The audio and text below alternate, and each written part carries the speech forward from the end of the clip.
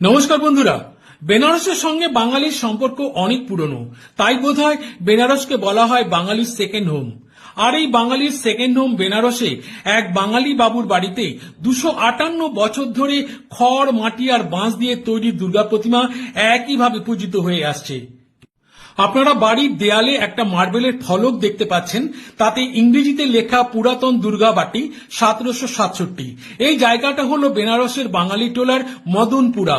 এটিই হলো সেই মন্দির, আর এই বাড়ির ভেতরেই রয়েছে সেই দুর্গা প্রতিমা। বাড়ির প্রবেশপথের ওপরে একটি মার্বেলের ফলক রয়েছে, তাতে লেখা রয়েছে বাংলাতে পুরাতন দুর্গাবাটি এবং 1767 সাল। আপনাদের ক্লোজে নিয়ে এসে দেখানোর চেষ্টা করছি। আর একটু আগে বাড়ির দেয়ালে একটি নেম প্লেট দেখতে পেলেন, তাতে লেখা রয়েছে জ্যোতির্ময় মুখার্জি, MA LLB অ্যাডভোকেট। অর্থাৎ এই বাড়িটা হলো মুখার্জি পরিবারের সম্পত্তি। এবার ডিটেলসে বলছি আপনাদের। দেখুন, বাড়ির ভেতরে মন্দিরের গর্ভগৃহের উপরের দেয়ালে বড় বড় করে লেখা পুরাতন দুর্গাবাটি 1767 সাল। আপনারা ভিডিওটি দেখতে থাকুন, আর এই মন্দির এবং মূর্তি সম্পর্কে আমি দু চারটে কথা বলার চেষ্টা করি। এই মন্দির এবং বাড়ি তৈরি করেছিলেন হুগলির জনাইয়ের জমিদার কালী প্রসন্ন মুখোপাধ্যায় 1767 সালে।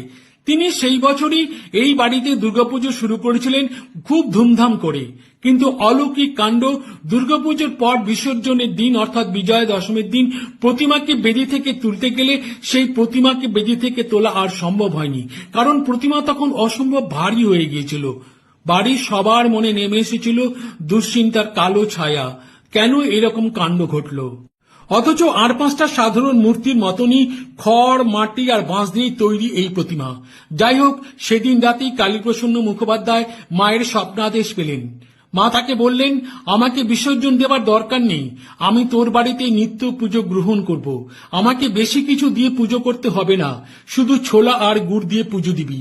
সেই থেকে সেই খড়, মাটি আর বাঁশের তৈরি প্রতিমা এই বাড়িতে পূজিত হয়ে আসছে 258 বছর ধরে। সেই থেকে আজও মায়ের পুজোর নৈবেদ্যে ফল, মূল, মিষ্টি যতই দেওয়া হোক না কেন, ছোলা এবং গুড় থাকবেই।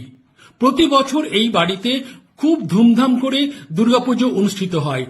আমরা সাধারণভাবে জানি যে খড়, মাটি, বাঁশ দিয়ে তৈরি এই ধরনের প্রতিমা বেশি দিন টেকে না, নষ্ট হয়ে যায়।